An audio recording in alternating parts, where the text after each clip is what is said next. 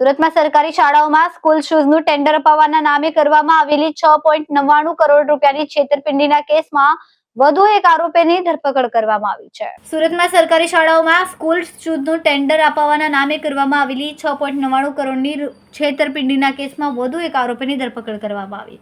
સુરત પોલીસની આર્થિક ગુના નિવારણ શાખા દ્વારા કાર્યવાહી હાથ ધરવામાં આવી. આ મામલે કુલ 6 આરોપીઓ સામે ઇકોસેલમાં ફરિયાદ નોંધાઈ.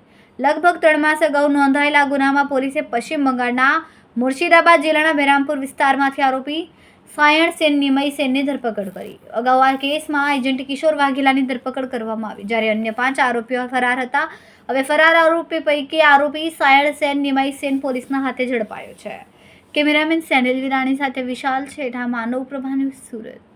અમારા વિડીયોની નવી અપડેટ મેળવવા માટે સબસ્ક્રાઇબ કરો માનવ પ્રભા ન્યૂઝ ચેનલને. બેલ આઇકન ક્લિક કરો લેટેસ્ટ વિડીયો સૌથી પહેલા મેળવવા માટે.